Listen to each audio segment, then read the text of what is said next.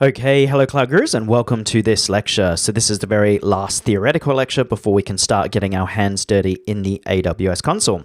So this lecture is on Identity Access Management. It's often referred to as IAM. You might be wondering what those 101s mean. Basically in Australian universities as well as some British and American institutions, when you're learning a new topic, it's, accounting 101 or engineering 101. So Identity Access Management 101 means that this is an introductory topic to Identity Access Management. So what is IAM?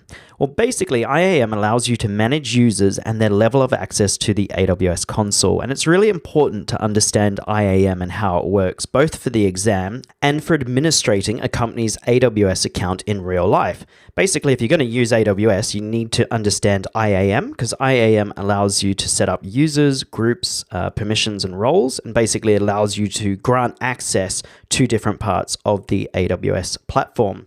So Identity Access Management offers the following features. It gives you centralized control of your AWS account. It gives you shared access to your AWS account. It gives you granular permissions. So you can say, okay, I want people to be able to access this service, but I don't want people to be able to access that service. It gives you identity federation. What do we mean by that? Well, it just means that you can use Active Directory or Facebook or LinkedIn with Identity Access Management. So potentially your users could log into the AWS console using the same username and password that they use to log into their Windows PCs. So that's just using Active Directory.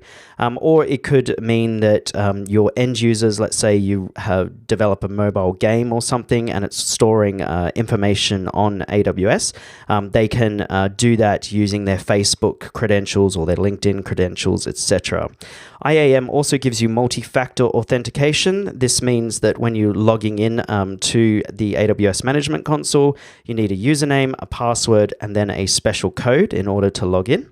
And then it also provides temporary access for users or devices and services where necessary. And a good example of that, again, is if someone's using a mobile phone app and they're storing data in your AWS account, you only want them to be able to do that when they're using the app itself. So it's temporary access. It also allows you to set up your own password rotation policy. So you may want your users to, rotate their passwords every 3 months or every 3 weeks, entirely up to you. And it integrates with many different AWS services, and it supports PCI DSS compliance. So PCI DSS compliance just is basically a compliant framework that if you're taking credit card details, you need to be compliant with the framework. So IAM supports PCI DSS. So we're going to learn some key terminology for IAMs, really 4 key terms that we need to learn. So one is users, and this is just simply end users such as people, employees of an organization, etc. We then have groups. So this is a collection of users. So each user in the group will inherit the permissions of the group. So you might have a group that is able to access S3, and you might have another group that's able to access EC2. If so long as that user is in that group, that user will inherit the permissions of the group.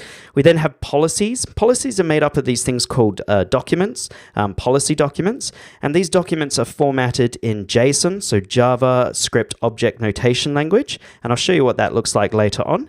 And it basically gives you permissions as to what a user, group, or role is able to do. So policies are your permissions.